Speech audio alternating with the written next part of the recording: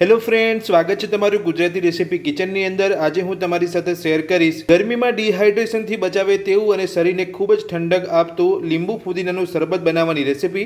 તો લીંબુ ફુદીનાનું શરબત બનાવતા પહેલાં જો તમે ચેનલ પર પહેલી વાર આવ્યા હોય તો આ જ રીતની નવી નવી રેસીપી મેળવવા માટે મારી ચેનલને સબસ્ક્રાઇબ કરી રાખજો। તો લીંબુ ફુદીનાનું શરબત બનાવવા માટે તમે આ જોઈ શકો છો, મેં અહીંયા ફ્રેશ ફુદીનાના પાન લીધા છે અને સાથે જ 2 લીંબુ લીધા છે। સૌથી પહેલાં આપણે અહીંયા ફુદીનાના પાનને મિક્સર જારની અંદર લઈ લઈશું।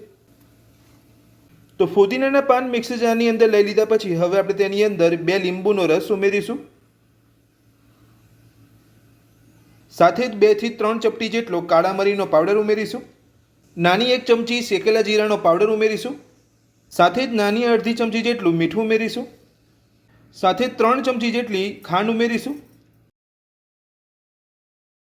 મેં અહીંયા 3 ચમચી ખાંડ ઉમેરી છે। જો તમે અહીંયા ખાંડની જગ્યાએ મિશ્રી લેવા માંગતા હોય તો મિશ્રી પણ ઉમેરી શકો છો।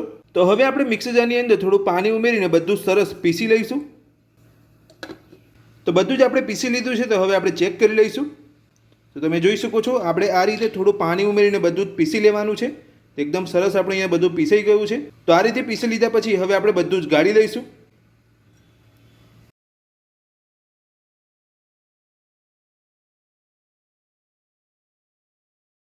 તો તમે જોઈ શકો છો, એકદમ સરસ આપણે અહીંયા ફુદીનો પીસાઈ ગયો છે, એટલે અહીંયા બધું જ સરસ ગળાઈ ગયું છે। તો બધું જ આપણે અહીંયા ગાળી લીધું છે એક બાઉલની અંદર। તો આપણે અહીંયા લીંબુ ફુદીનાનું શરબત બનીને તૈયાર છે।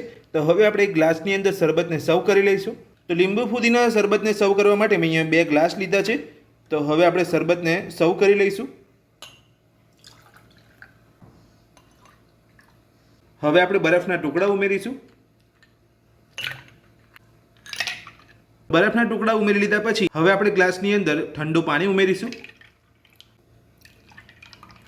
ઠંડુ પાણી ઉમેરી લીધા પછી બધું જ મિક્સ કરી લઈશું।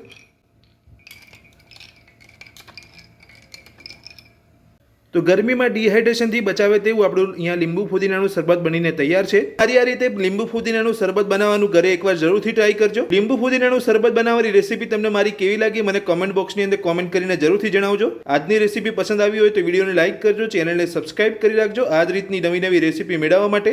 Thank you.